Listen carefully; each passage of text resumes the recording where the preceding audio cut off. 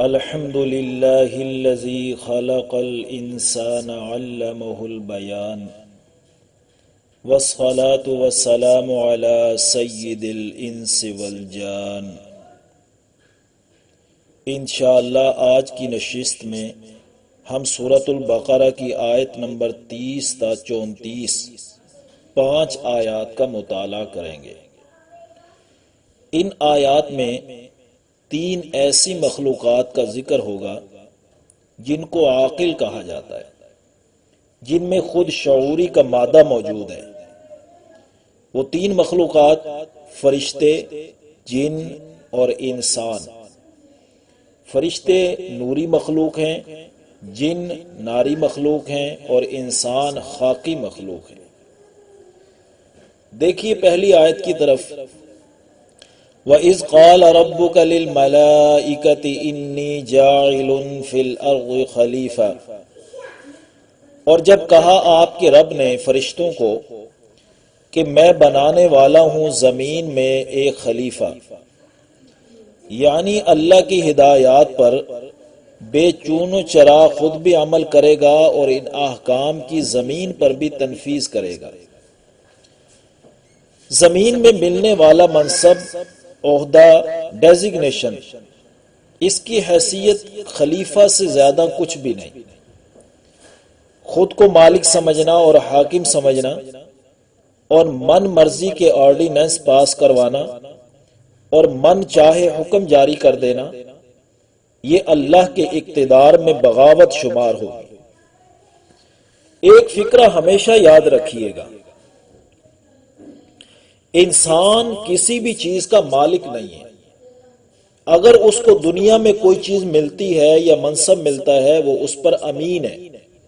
یعنی یہ فکرہ انسان مالک نہیں، امین ہے۔ جو عہدہ اور منصب ملے گا اس پر وہ امین ہوگا۔ اس امانت کی حفاظت کرنا اس کی ذمہ داری ہوگی۔ چونکہ اس امانت کا مالک اللہ ہے، تو اس لیے اللہ کی ہدایات کی روشنی میں ہی تصرف کرنا ہوگا۔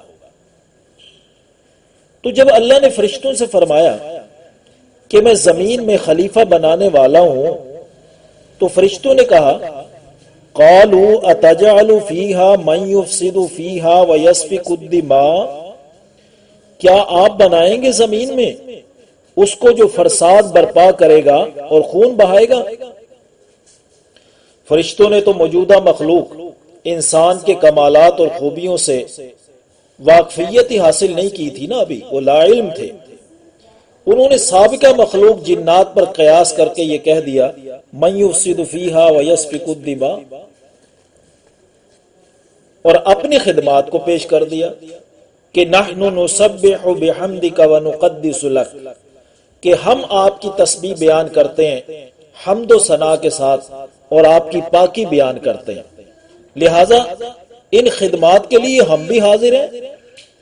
تو اللہ نے جواب دیا، قال انی اعلم ما لا تعلمون، کہ بے شک میں جانتا ہوں جو تم نہیں جانتے۔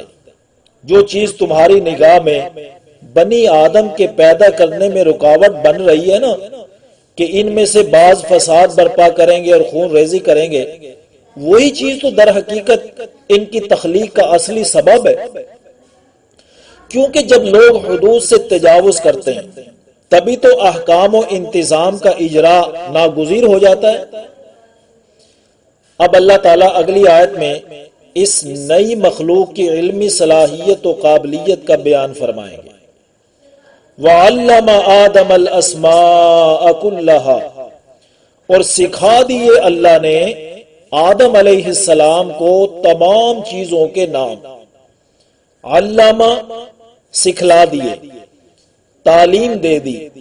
اس تعلیم سے مراد ہے کہ اللہ تعالی نے حضرت آدم علیہ السلام کی فطرت میں اس علم کی صلاحیت و قابلیت اور استعداد رکھ دی، یعنی پوٹینشلی رکھ دی، جس سے انسان زمینی اشیاء کے خاص اور تاثیریں پہچان لیتا ہے۔ بھلا فرشتے کیا جانے کہ کسی چیز سے نشہ کیسے تیار ہوتا ہے؟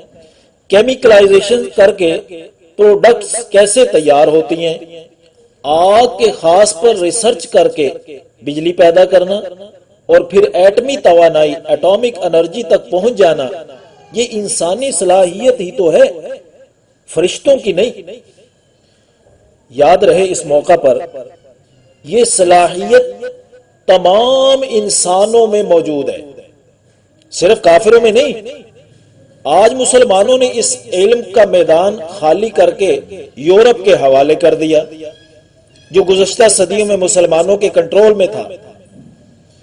اس موقع پر کلام سے معلوم ہو رہا ہے عقل و حواس پر مشتمل علوم بھی اللہ کے فرما بردار لوگوں کے کنٹرول میں ہونے چاہیے۔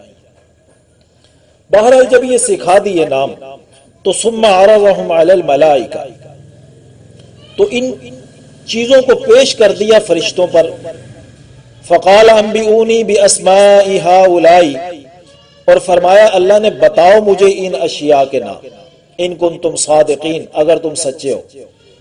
قالوا سبحانک، تو انہوں نے کہا آپ کی ذات ہی پاک ہے تمام عیوب و نقائص سے، ہر کمزوری اور محتاجی سے، ہم تو لمحہ بلمحہ محتاج ہیں، ہمیں تو احتیاج رہتی ہے۔ لا علم لنا الا ما علمتنا، ہمارے پاس کوئی علم نہیں مگر وہی جو آپ نے ہمیں سکھایا۔ انک انت العلیم الحکیم، بے شک آپ ہی سب کچھ جاننے والے ہیں اور کامل حکمت والے ہیں، باقی مخلوق میں سے ہر کسی کا علم ناقص ہے۔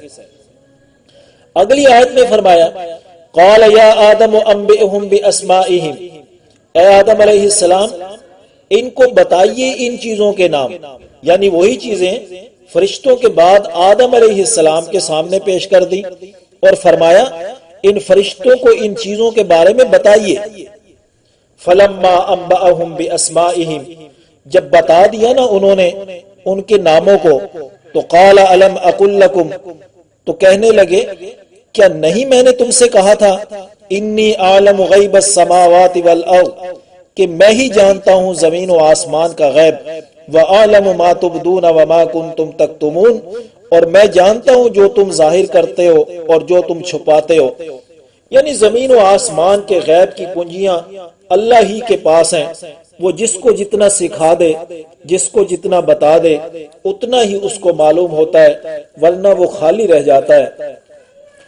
تو اگلی آیت کی طرف آئیے وَإِذْ قُلْنَا لِلْمَلَائِكَةِ اسْجُدُوا لِآدَمَ فَسَجَدُوا إِلَّا إِبْلِيسَ، اور جب ہم نے کہا فرشتوں سے اسجدوا لآدم، سجدہ کرو آدم علیہ السلام کو، فسجدوا، تمام فرشتوں نے سجدہ کیا، الا ابلیس، مگر ابلیس نے نہ کیا۔ یعنی پچھلی تمام گفتگو کے بعد اللہ نے تمام فرشتوں کو سجدے کا حکم دے دیا، تمام فرشتوں نے سجدہ کر دیا، کیونکہ فرشتہ نافرمانی کر ہی نہیں سکتا۔ اللہ سورہ تحریم میں فرماتے ہیں لا یعصون اللہ امرہم ویفعلون ما یؤمرون، کہ وہ اللہ کی نافرمانی نہیں کرتے، جو ان کو حکم دیا جاتا ہے وہ وہی کرتے ہیں۔ لیکن یہ چونکہ ابلیس جنات میں سے تھا، اس نے سجدہ نہیں کیا۔ یہ شیطان جس کا نام عزازیل تھا، اس نے سجدہ سے انکار کر دیا۔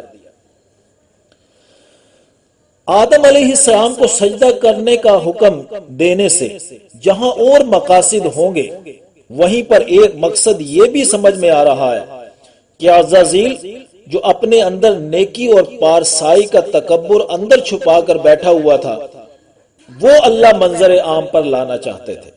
لہٰذا جب اللہ نے حکم دیا تو سب نے سجدہ کر دیا، اس کے اندر چونکہ تکبر تھا اس نے انکار کر دیا۔ یاد رہے نیکی کا جو تکبر ہے نا وہ سب سے خطرناک ہے، لہذا ابا واستکبر، اس نے انکار کیا، تکبر کیا، وَكَانَ مِنَ الْكَافِرِينَ، اور تھا وہ کافروں میں سے، تھا وہ کافروں میں سے۔ یہ میں نے ترجمہ کانا تامہ کے حساب سے کیا ہے کہ وہ تھا کافروں میں سے، یعنی اندر بغاوت اور تکبر اس نے پہلے سے ہی پال رکھا تھا۔ تو یہ آیات آپ کے سامنے بیان ہو گئی جس کے اندر اللہ رب العزت نے انسان کی تخلیق کے آغاز کا بھی ذکر کر دیا، اور انسان کی مقصد تخلیق کا بھی ذکر کر دیا۔ تو یہ چند آیات اللہ رب العزت اس پر عمل کرنے کی توفیق نصیب فرمائے۔ وآخر دعوانا ان الحمد للہ رب العالمین۔